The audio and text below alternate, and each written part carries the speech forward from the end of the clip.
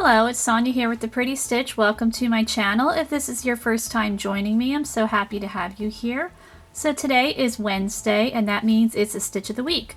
So for today stitch, we are going to be using an H hook or a 5mm hook, and this stitch is a little bit more dense, so I wanted to use a little bit of a smaller hook. And I'm just going to be using my trusty worsted weight yarn because, you know, I have so much of it, still trying to bust the stash. And this stitch is called the spike stitch, and I do have a pattern that uses this stitch, so I can link it below if you're interested.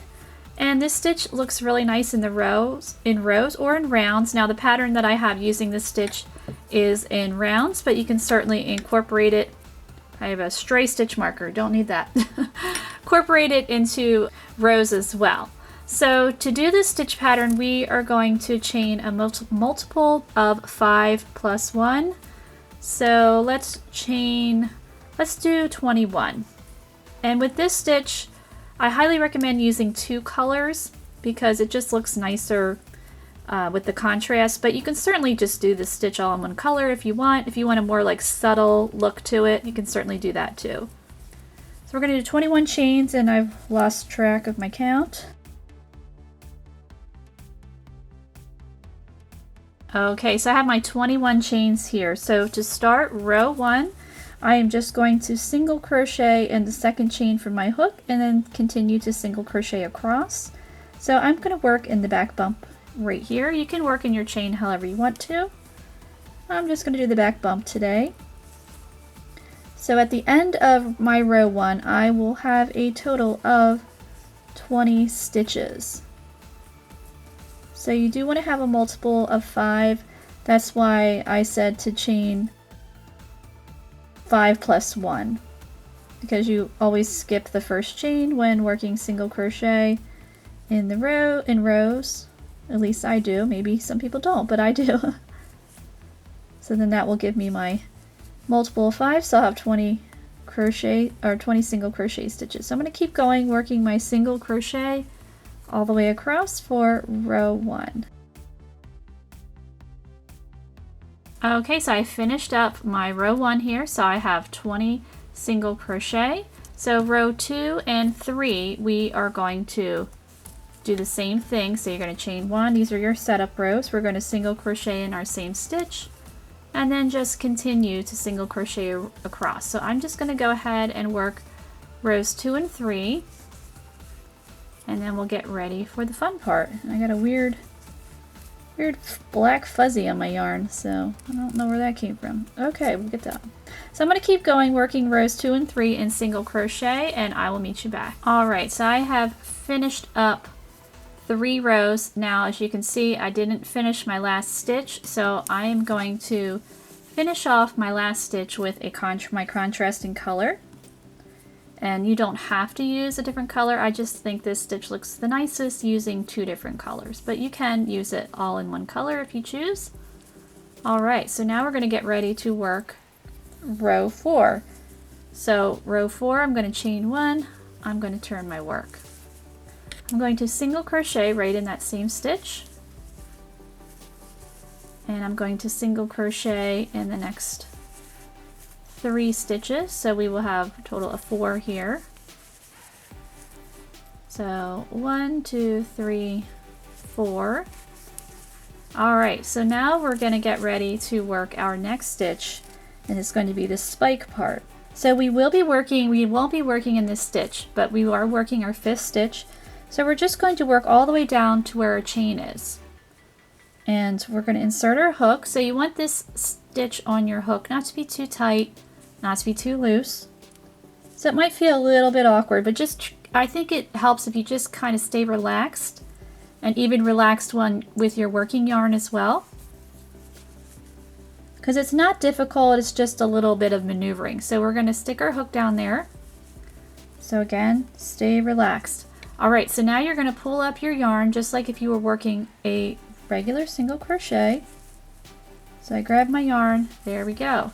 So now I just need to match it up with this guy here. So that's why I say you just want to have a nice relaxed hand. You don't want it to be too tight because you don't want it to be, I mean, unless that was the fabric you were going for, but we want the stitches to look fairly even. So as I said before, you just want to have a nice relaxed hand, and then you just finish off your stitch and you've created your spike or long single crochet. So we're just going to repeat that across.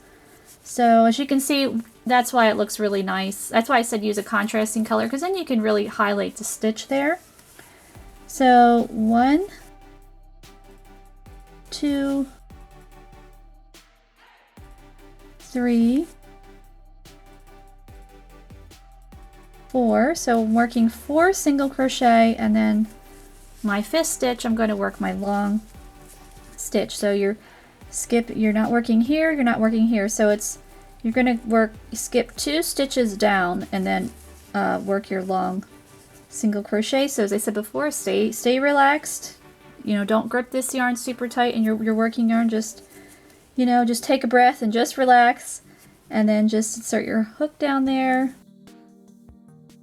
and pull up your loop. And then you're going to want to pull her up to match that guy and just finish off the stitch. So now we've created the 2 long single crochet. So I'm going to continue across. So 1, 2, 3, 4. And it might be a little tricky, getting your tension right on these. So this stitch isn't hard, it's just finding that like sweet spot with the tension so that these guys aren't too loose, but again, not too tight, because you don't want to have this fabric, crunched together that you've created. So we're going to work another spike stitch. So just going all the way down on the bottom there. Pulling up my loop, matching it up there, and then to finish this guy out, I'm just going to work my 5 double crochet.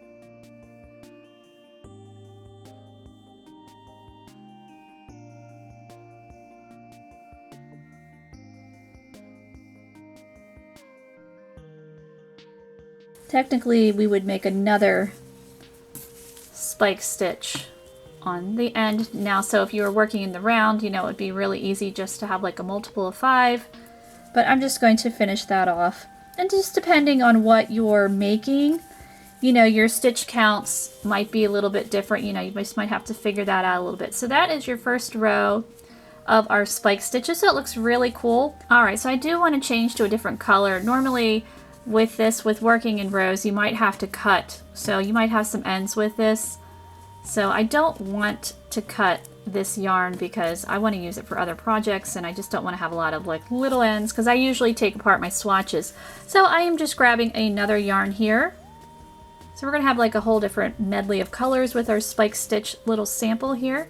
So I'm just finishing off that stitch and I'm ready to go.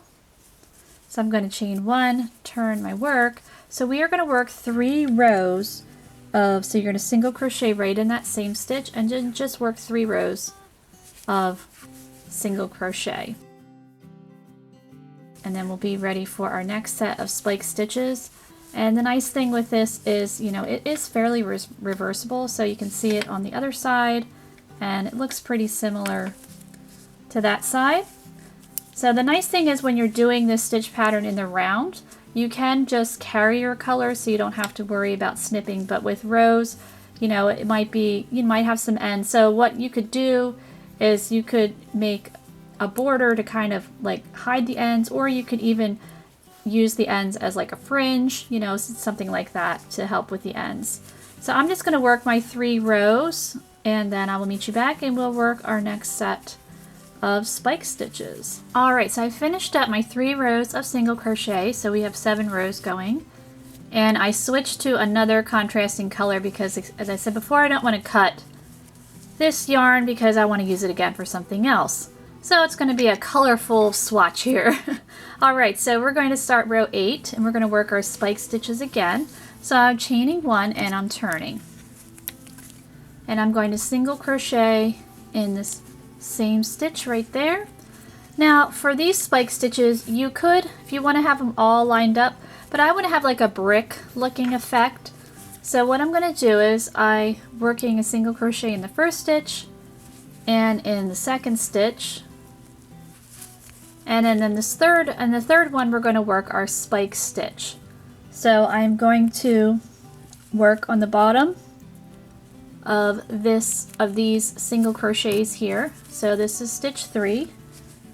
So just lining her up, and I said before, you know, stay relaxed, keep your working yarn more relaxed, and just putting it right there and working my single crochet. So there we go, we've got our spike. So if you think of it as a sequence of 5, so this is stitch 3, so 4, oops, keep your hook in your loop, that might be helpful, and stitch 5. So there we go, and so now we're going to start our next set of 5. So this will be stitch 1, 2, and then stitch 3 is going to be a spike.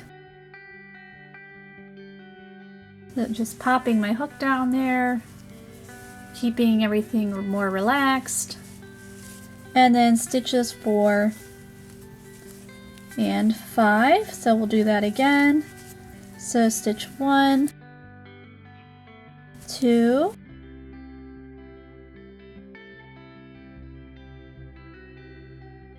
so we've got stitch 3, working my spike, 4 and 5. So we're at our last 5 stitches here. So stitch 1, 2, so stitch 3 right down there, and then the last 2. Oh, and see, if you see it twisted like that, just kind of straighten her out. You can just kind of manipulate the yarn to where it should be, because you want it to look like that. You don't want these guys to look twisted. So you can kind of see why we call it a spike stitch, because it kind of does look like a spike. And then I'm going to crochet in my last 2. So if we're going to keep with the pattern, what you would do with our little brick pattern is you would work 3 rows of just single crochet, and then your 4th row would be your spike stitch row. So you would do our first set of stitches here. So you would do 1, 2, 3, 4, and then in stitch 5 would be the spike, and then 1, 2, 3, 4, stitch 5 would be the spike all the way across. And then your next set of spike stitches, you would do what we just did here. So stitches 1, 2, 3, spike, and then that would give you your brick pattern effect. But I mean, you could add your spike stitches wherever you want to create different effects. I think that would be really cool. I mean, it's a fun little stitch. You know, it's very simple, but I think it packs a punch. Sometimes those simple stitches, you know, really can just add, you know, that little extra something to a project, and it makes people go, wow, but you can kind of laugh to yourself knowing that you didn't really work that hard. You know, it was pretty simple. And I love stitch patterns like that. I love those wow factor stitch patterns that aren't too fiddly and they're not that complicated. So I'm going to do a couple more rows so you can see the brick pattern. I'm just going to cobble together a bunch of different colors and we'll see what it looks like. So I'll meet you back. Alright, so I have worked a few more rows here. I have a total of 16 rows of our spike stitch. So now you can see the brick look here and my crazy color scheme. You know, it's quite the situation with all the different colors, but as I said before, I don't want to cut that yarn. But you can see now, as we did 2 more repeats of, you can see the brick effect looking, it's showing up a lot more now. So I hope you enjoyed this stitch of the week, and I thank you so much for watching.